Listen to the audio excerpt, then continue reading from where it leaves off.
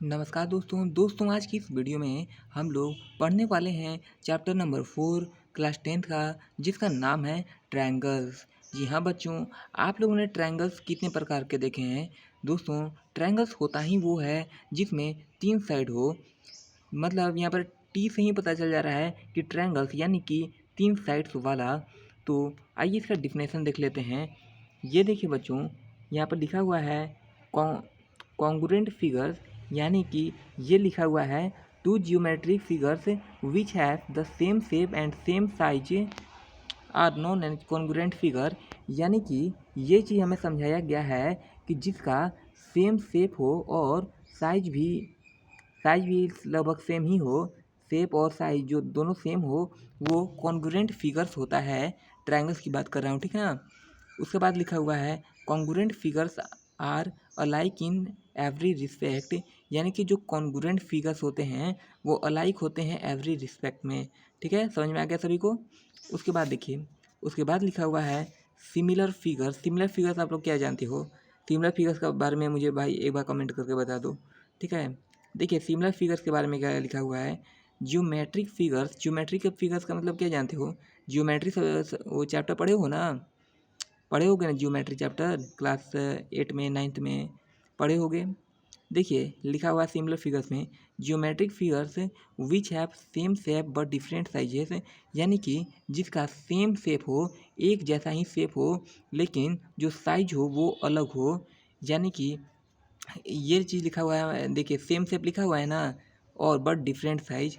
मान लेते हैं कि क्या मैं आप लोग को एग्जांपल में बताऊं, जैसे कि मान लेते हैं कि दो लड़का है, ठीक है, जिसका सेम मतलब सेम एज का हो, शक्ल भी एकदम सेम सेम मैच करता हो, लेकिन उसका जो साइज हो वो थोड़ा ऊंचा हो।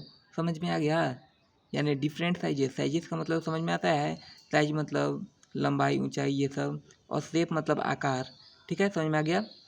यहाँ पर लिखिए नेक्स्ट लाइन में क्या लिखा हुआ है, two congruent figures are always similar, यानी कि जो दो कॉन्ग्रुएंट फिगर्स होते हैं वो हमेशा सिमिलर होते हैं, but two similar figures not not be congruent, लेकिन दो सिमिलर फिगर्स कभी भी कॉन्ग्रुएंट नहीं हो सकते हैं। ये चीज़ हमें यहाँ पर समझाया गया है।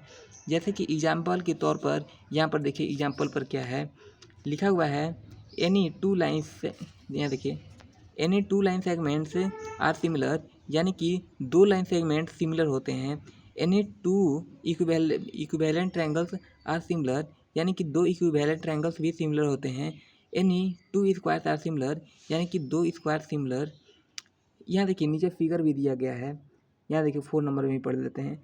Any two circles are similar, इस देखिए यहाँ देखिए फिगर में आप लोग को समझ में आ जाएगा।